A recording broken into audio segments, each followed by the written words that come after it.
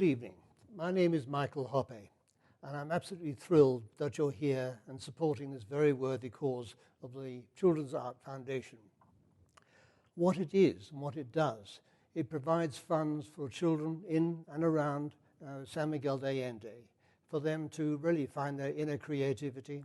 The foundation provides utensils, locations, teachers, and I think it's a very worthy cause. Especially because I'm always looking for inspiration myself, and to have a foundation that really is helping people in this area, I think it's wonderful. So let me tell you what I do. I'm a composer, well really somebody who loves melody, and I'm driven by it really. And I usually write music because I'm trying to describe somebody, or describe a country, sometimes a feeling. And my wife, Monica, and I have lived here for, I think, 6 years. And I've been always trying to find a piece of music within me that sort of represents Mexico. And it took me some time. I couldn't quite locate what it was. I love mariachi music, not that Mexican music is just about that, it's not. But what really triggered it all was a new keyboard that I had found, and it had a fantastic guitar sound. And I was fiddling with it. You know, I thought, see what this sounds like. And I thought, man, that's really a nice guitar sound. And without thinking about anything, I played and then that was the key. Basically, what it was is the harmonies, the beautiful, sweet harmonies that you find so much in Mexican music, thirds and sixths and like this. So I was on my way. And although it was actually meant for a guitar, it sounds sort of better on the piano, I think. But I had a complete image. A fire burning, nighttime, a couple of Mexicans with a guitar, strumming away beneath Mexican stars. So this is my piece here, and it's Bajo las Estrellas Mexicanas. Hope you enjoy.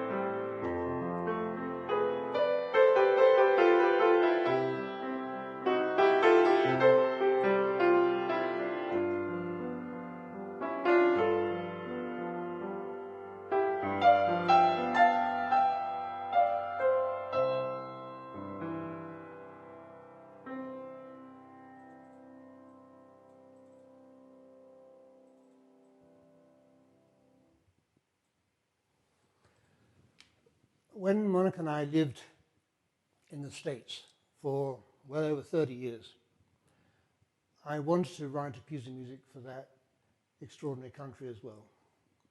And I came up with an anthem. And I remember exactly when it happened, is when we were visiting Taos in New Mexico. And there's a beautiful mountain range around that city. And suddenly I got it. I thought, yes, this tune, the ultimate sort of landscape music really, fitted so perfectly this mountain. And it's called This Majestic Land. And what you're going to hear now is me playing on the piano, how the theme started, and then with the help of a marvelous arranger called Richard Bronskill, how it was arranged for a 75-piece orchestra, and you're going to see that after me just starting the tune. So here it is, This Majestic Land.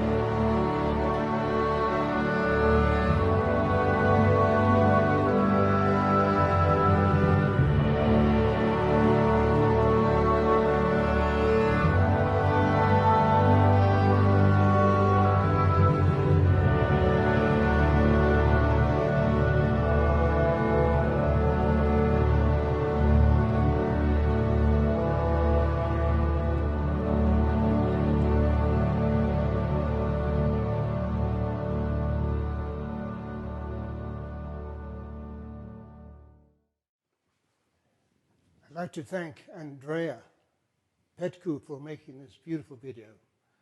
There are actually many versions, many videos on YouTube of this particular music, This Majestic Land. But I think this is a very beautiful video. So Andrea, if you're watching this, somehow you see it, thank you very much for visualizing my music so beautifully. I write music also for people. And this particular piece, Some Other Time, was originally written for my son, Oliver. And later on, I made an album called The Poet with the fantastic cellist Martin Tillman. And it was incredibly beautiful what he did with this very simple, sort of Celtic type theme. And I later used it for my requiem. And it sounds just gorgeous that way, as you're going to hear in a minute. It's part of my album called Peace and Reconciliation. The pandemic has hurt untold millions of people, and it has also come here to San Miguel. Some very nice people, friends of ours, not very far from this house. Their whole family was devastated with this disease. And I'm going to really just to dedicate this song to Sarah Hodge, her father, Richard Hodge, who died, Ernesto Herrera, who died very recently, and who was a great inspiration to many people. Sarah's daughter, Nancy, her husband, their children, they all contracted this awful disease.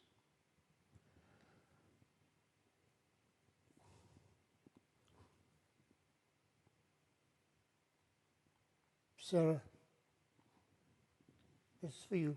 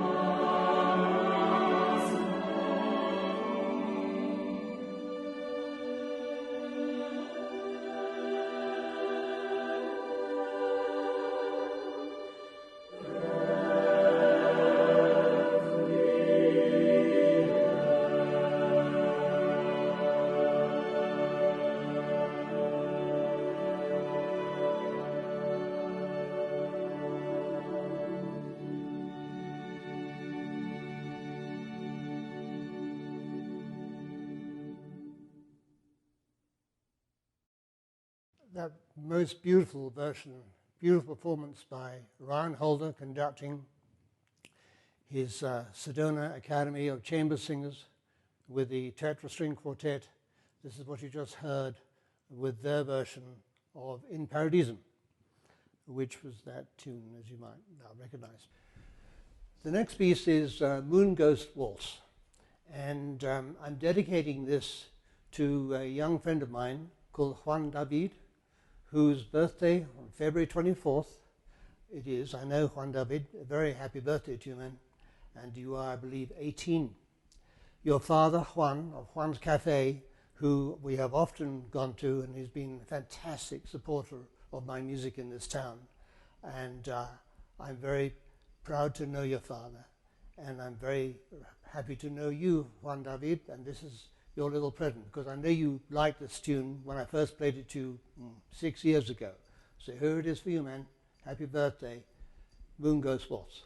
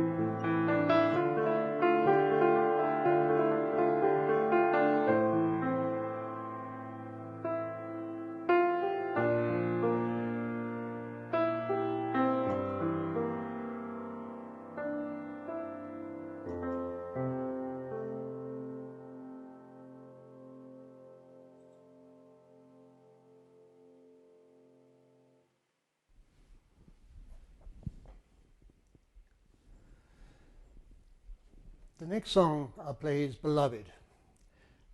You know, I'm not quite sure where it came from, but it has become rather popular in Korea. And it is very nice for me as a composer to look on YouTube to see the many versions of people playing that song at home, on the guitar, violin, all manner of instruments. And to think that it leaves from my piano here in our home and it goes across the world, and all sorts of people are playing it. That makes me actually very happy indeed. So I use this theme for the Queen Mother, which I introduced earlier on. Her album is called Beloved, with photographs by my grandfather. And otherwise, it is a song, sort of Celtic in nature, I suppose, like a lot of my music is. And I'm very happy that it is so appreciated in Korea. So this is for all my fans and friends in Korea. And Monica and I look very much forward to returning. Thank you.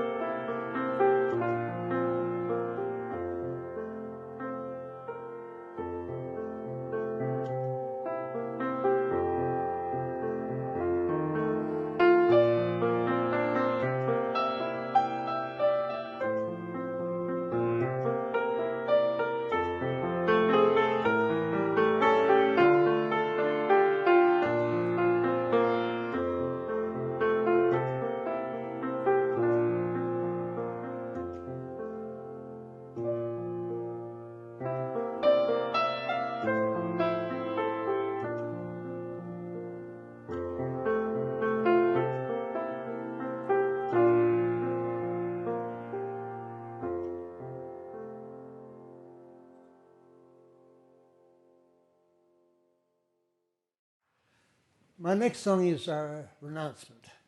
This is a tune actually I really like, if I'm allowed to.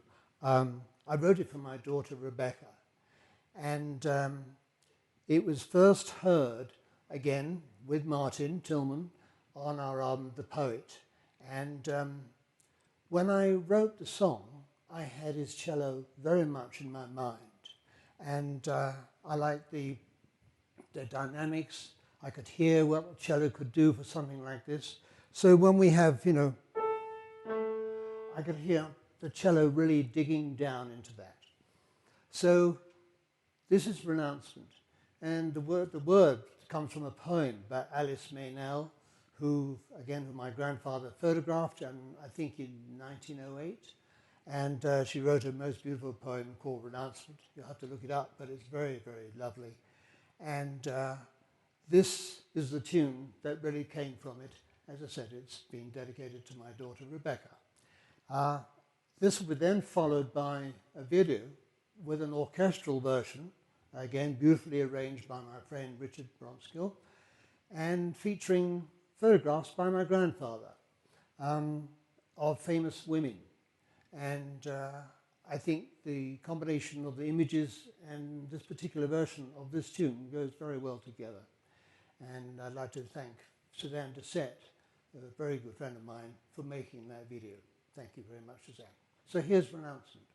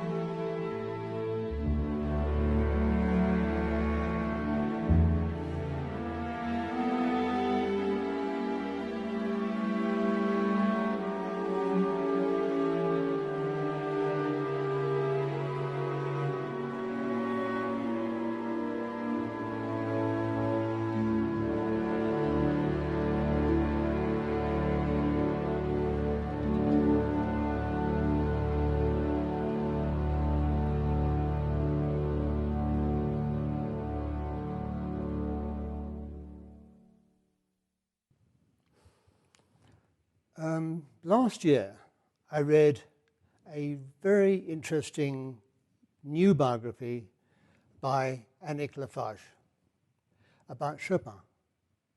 And it was beautifully written, full of enthusiasm, full of insight. And as Chopin is one of my most favorite composers, I was really interested. And she really sort of featured and identified especially Chopin's second sonata, which is the Funeral March sonata. And Annick is obviously very, very taken with a piece of music that I had totally forgotten about, that I absolutely adored when I was a teenager. And it's the trio in the middle of the Funeral March. It's in D flat. It's like a lullaby. And after the very sort of heavy dirge-like Funeral March, which of course is known all over the world, buried amongst this sort of granite slabs of music is this beautiful trio. And it suddenly made me realize, Annick, yes, that's where one of my pieces came from. I'd totally forgotten that it actually had. It's nothing like the same piece, but it's in the same key, and there is an arpeggio which is very much from that piece of music, the trio by Chopin. So here it is. It's Silver Screen Romance. I would say it's one of the very sort of few pieces that I've actually written for the piano, because most of my music is written on the piano, but it actually is not necessarily for it. Silver Screen Romance is. And so thank you, Frédéric Chopin, and thank you for that beautiful reminder, Annick, in your wonderful biography about Chopin.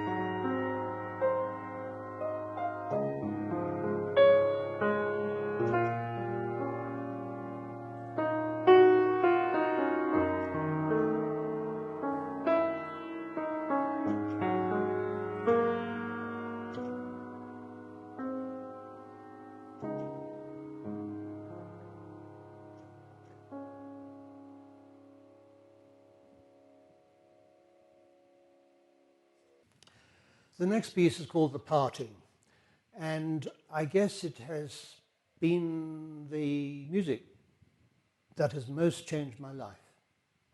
I was at Polygram. I was involved with A&R, which is Artists and Repertory, signing artists. And I always wanted to do my own music. And several years before this event I'm going to tell you happened, I recorded this tune on a cassette. And I always had the cassette in my pocket. You never know when somebody might want to hear it. And after several years of me sort of playing the cassette to people, would you like? No. Oh, okay. I had to go to Hollywood for Polygram to talk about Flashdance 2, which was actually never made in the end. And I was bringing music from artists that we had signed at Polygram. And the meeting then sort of ended, no, Michael, thank you very much. None of these songs work for what we want for this particular film, Flashdance 2. Right, I said, I've got a cassette. No, Michael, we don't want to hear. If you wouldn't mind, I really would like you to hear this cassette. And really, and this is really true, he was a very busy man, this producer. And he said, Michael, I can't hear, I don't have time to this. I said, would you mind please listening to this song? And before he could say no, I got the headphones and put them on his head and pressed the Walkman. You had Walkmans in those days, playing cassettes, and pressed play. And he said, gosh, that's really good. I said, Peter, I know it's good, man, if you don't mind me saying. I know it's good, but you wouldn't have a film, would you? Maybe you could put in a film. I do, Michael. You do? You really do? Yes, I really do. Played to my producer, I let him hear it, and I did, and they all were in agreement. This is a beautiful theme for that film. It was called Misunderstood. It was with Gene Hackman and Henry Thomas, a little boy who was in E.T. This was the next film he made. A very sad film, and it's a relationship between father and son, but this tune fitted perfectly. And I thought, I can't believe this. Here I was walking around for years with this cassette in my pocket. Finally, somebody's heard it, and something can happen from it.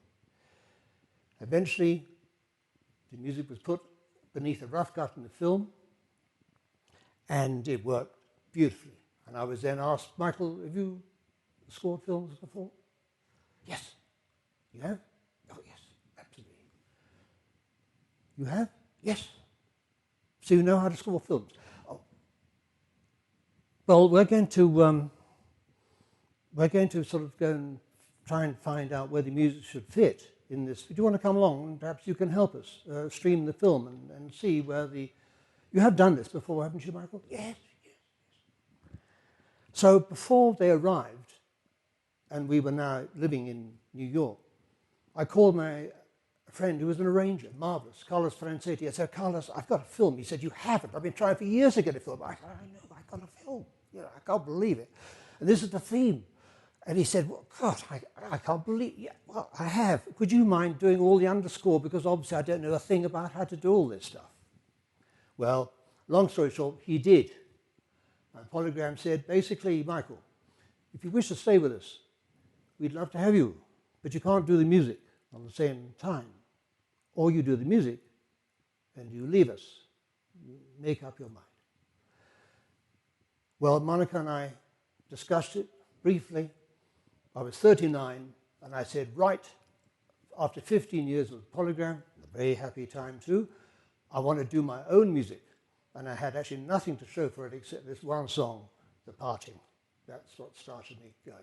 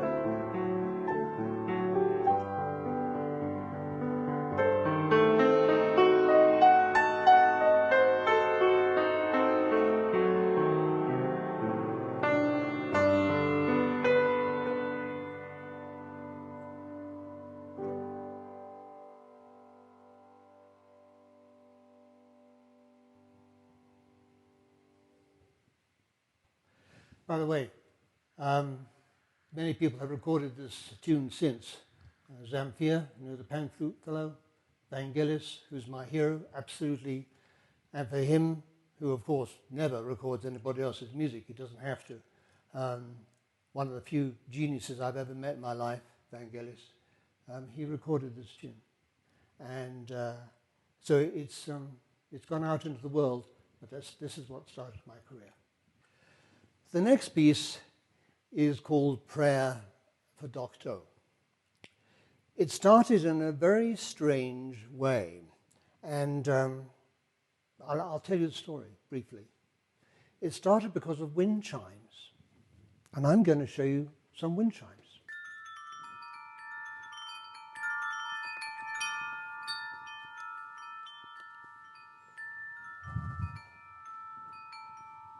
And that sound gave me an idea. And as Monica and I had been going to Korea quite a few times, I felt this would be an appropriate song for that wonderful country. And I called it Prayer for Dokdo. You'll have to look up what Dokdo is, but it's a tiny island between Korea and Japan. And these wind chimes were clanging away in the wind, and it's in fact the Asian scale.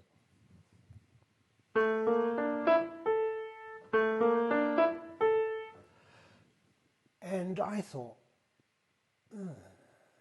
maybe I can use this scale and make some flower grow out of it somehow. And it's one of my favorite compositions.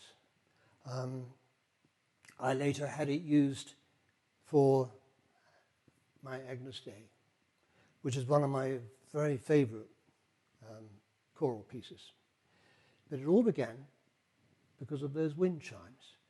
And here is the tune, how it was originally on the piano, before it was used in other ways for a choir and everything else. So, Prayer for Dokdo. Again, for my friends and fans in Korea.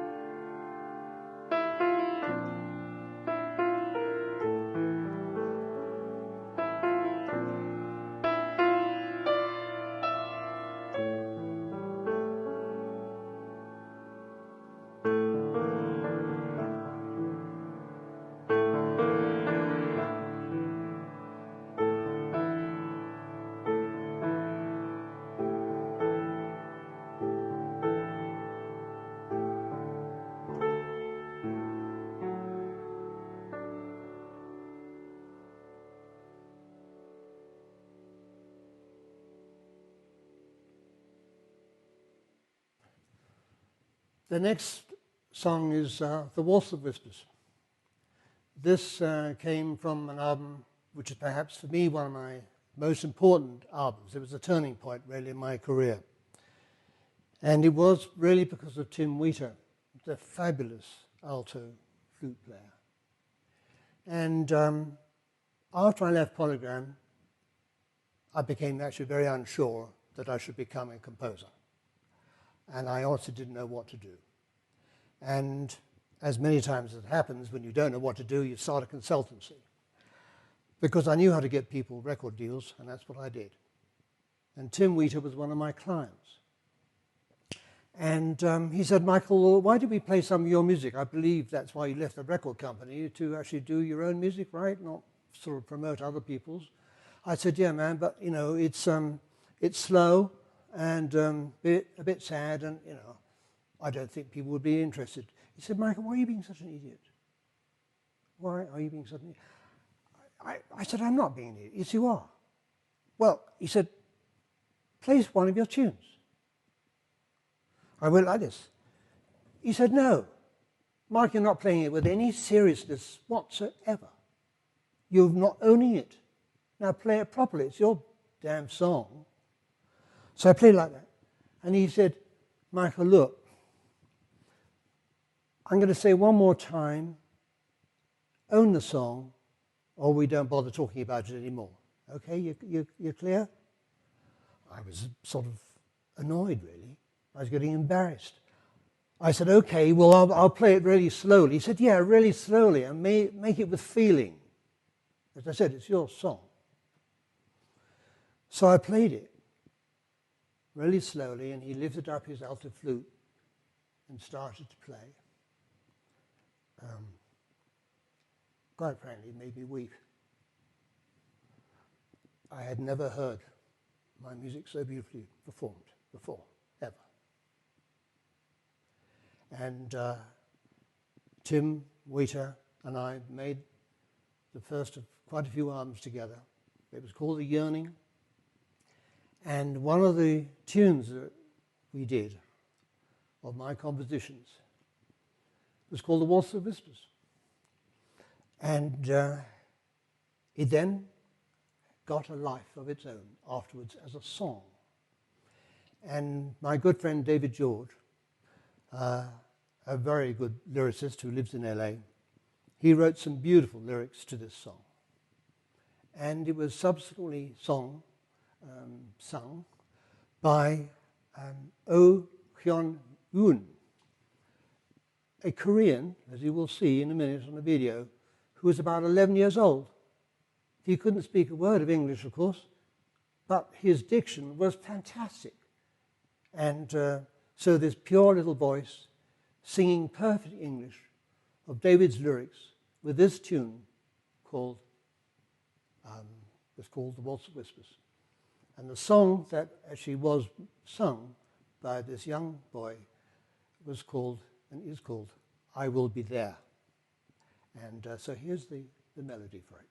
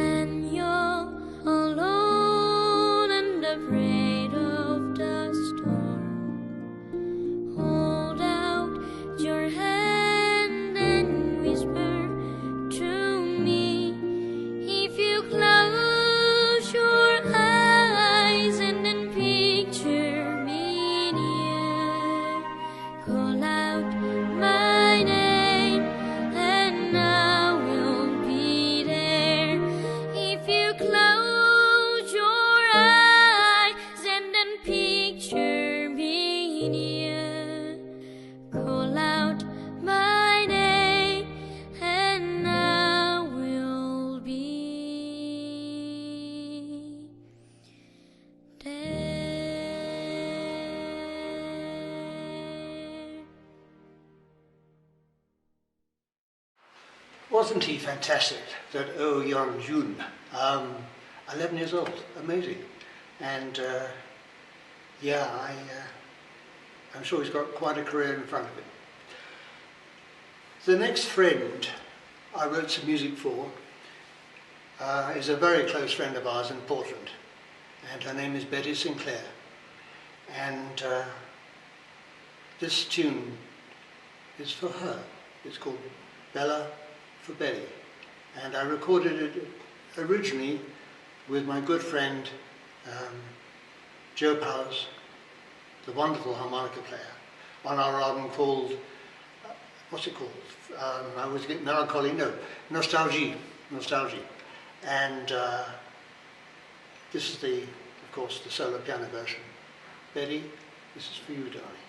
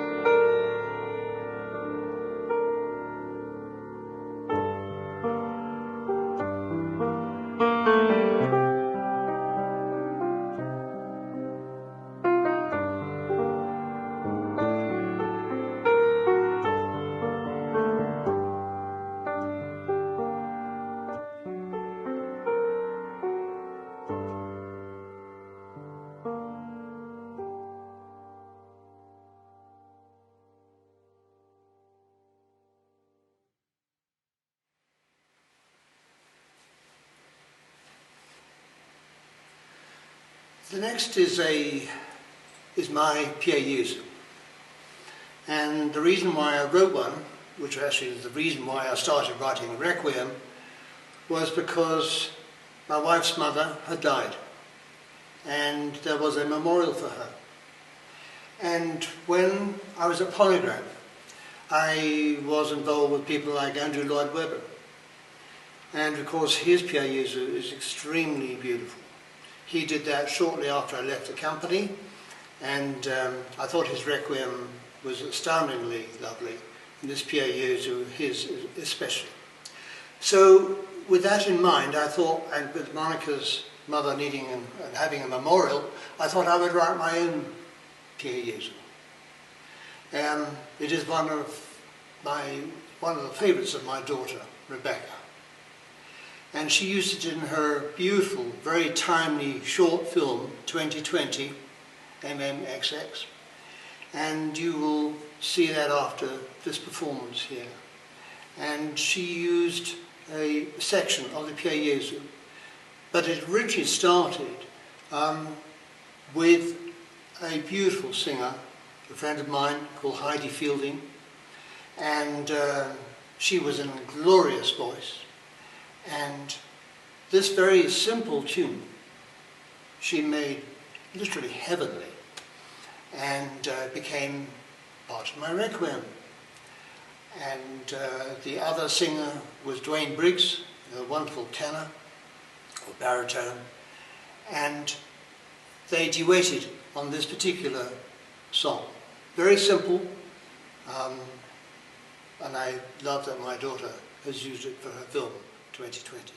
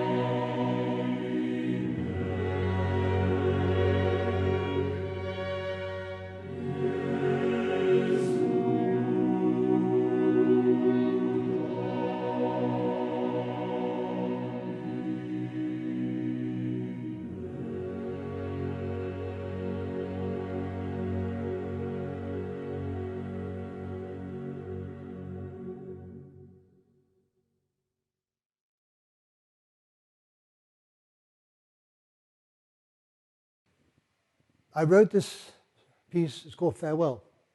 I wrote it for my father, and when he was in fact dying. And the piece became one of my favorite pieces on the Requiem, Kyrie. So here's the basic tune, which appeared on my Grammy-nominated album Solace, with Harold Moses playing viola most beautifully. It concluded the record. And here is the piano version, which became eventually Kyrie.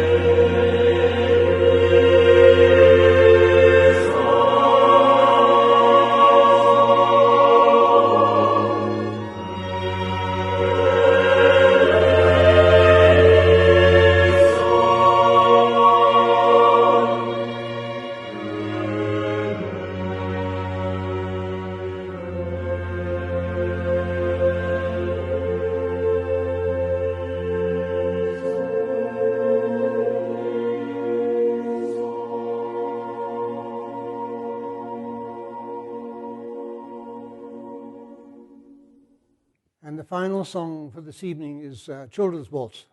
I have always played this at the end of every concert I've done for the Children's Art Foundation. It was my mother's favorite tune, and it somehow seems fitting for this wonderful foundation. And thank you very much indeed for coming by, for buying tickets, and for supporting this very worthwhile cause. Thank you very much. So here's Children's Waltz.